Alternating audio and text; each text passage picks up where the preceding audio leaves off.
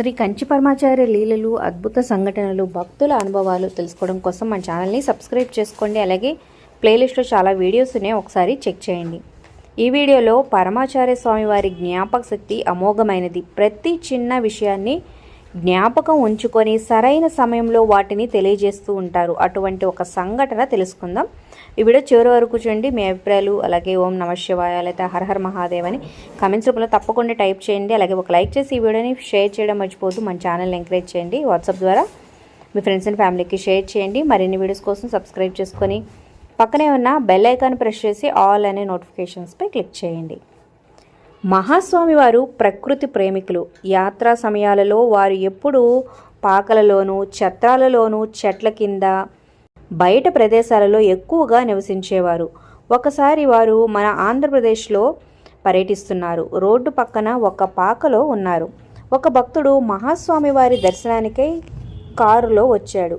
ఆ వచ్చిన అతను మహాస్వామి వారికి సాష్టాంగం చేసి, నా పేరు కళ్యాణం పెరియవ, నేను తంజావూరు జిల్లా నుంచి వచ్చాను. మా ఇంట్లో చాలా సమస్యలు ఉన్నాయి. ఎవరికి మనశ్శాంతి అనేది లేదు. నన్ను మహాస్వామి వారే కాపాడగలరని మీ దర్శనానికి వచ్చాను అని అన్నాడు. మహాస్వామి వారు అతన్ని కూర్చోమని చెప్పి అతని గురించి వాకబు చేసి వారి సమస్యలన్నీ విన్నారు. వారి 2 చేతులను పైకెత్తి ఆశీర్వదించి ఒక ఫలం ఇచ్చి పంపారు. ఒక 2 సంవత్సరాలు గడిచిపోయాయి. కళ్యాణం జీవితంలో వసంతం వచ్చింది. అతని బాధలన్నీ తొలగి సంతోషం వచ్చింది. అతను మహాస్వామి వారికి కృతజ్ఞతలు చెప్పుకోవడానికి వచ్చాడు. అప్పుడు కూడా మహాస్వామి వారు యాత్రలోనే ఉన్నారు. అతను మహాస్వామి వారి దర్శనం చేసుకొని తన కష్టాలు తొలగిపోయినందుకు మహాస్వామి వారికి నమస్కరించి నిల్చున్నాడు. పరమాచార్య స్వామి వారి అవ్యాజ కరుణా కటాక్షాల వల్ల మేము ఈరోజు సంతోషంగా ఉన్నాము. కనుక నా సంతోషం కోసం శ్రీమఠానికి ఏమైనా సమర్పించాలని అనుకుంటున్నాను అని అన్నాడు.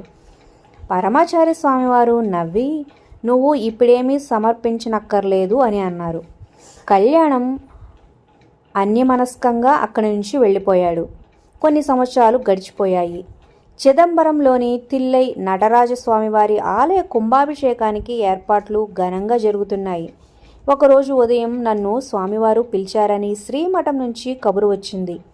శ్రీమఠం శ్రీకార్యం తిరు టిఎన్ కృష్ణమూర్తి నేను వెళ్ళి మహాస్వామి వారి వద్ద నిలబడ్డాము. మహాస్వామి వారు మేనాలో కూర్చొని కుంభాభిషేకానికి జరగవలసిన తిరుమురై సంగీతం, తిరుమురై సదస్సు, తిరువాచిక పారాయణం, దీక్షితర్ల పిల్లల చేత శంభునాథ స్తోత్ర పారాయణం వంటి ఏర్పాట్ల గురించి ఆదేశాలు ఇస్తున్నారు. అంతలో ఒకరు మహాస్వామి దర్శనానికి వచ్చారు. మహాస్వామి వారు అతన్ని మాతో పాటు కూర్చోమన్నారు. ఆ వచ్చిన అతను కళ్యాణం. నువ్వు నన్ను ఫలానా రోజున ఫలానా చోట కలిశావు, గుర్తున్నదా అని మహాస్వామి వారు అతన్ని అడిగారు. అతను ఆశ్చర్యపోయాడు. అతను 2వసారి దర్శనం చేసుకున్న విషయం చెప్పగా అతను కొద్దిగా గుర్తు తెచ్చుకొని అవునన్నట్టుగా తల ఊపాడు. ఇప్పుడు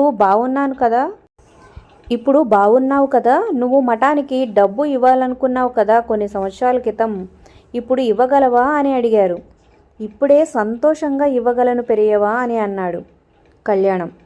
ఆ డబ్బు శ్రీమఠం కోసం కాదు, చిదంబరం తిల్లై నటరాజస్వామి వారి కుంభాభిషేక సమయం. అక్కడ జరగవలసిన పనుల గురించి నేను వీళ్ళకి చెప్పాను. ఆ పనుల కోసం నువ్వు ఇచ్చిన డబ్బు ఉపయోగిస్తాము. ఆ ధనం నటరాజస్వామికి చేరని నీవు వారితో చర్చించిరా అని అన్నారు. మేము ముగ్గురము బయటకు వచ్చి అన్ని విషయాలు చర్చించి లోపలికి వెళ్ళాము. పరమాచార్య స్వామివారు కూడా సంతోషించి మమ్మల్ని ఆశీర్వదించి పంపారు. ఎప్పుడో కొన్ని సంవత్సరాల క్రితం జరిగిన చిన్న సంఘటనను గుర్తుపెట్టుకొని సరైన సమయంలో గుర్తు తెచ్చుకొని ఆనాడు అతని కోరిన కోరికను నెరవేర్చి నటరాజస్వామి వారి అనుగ్రహానికి పాత్రునయ్యేలా చేశారు.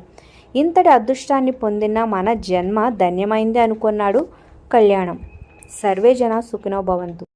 జై మహాపెరియవాని కింద కమెంట్స్ రూపంలో తప్పకుండా తెలియచేయండి. ఒక లైక్ చేసి వీడియో షేర్ చేయడం మర్చిపోవద్దు మీ ఫ్రెండ్స్ అండ్ ఫ్యామిలీకి వాట్సాప్ ద్వారా.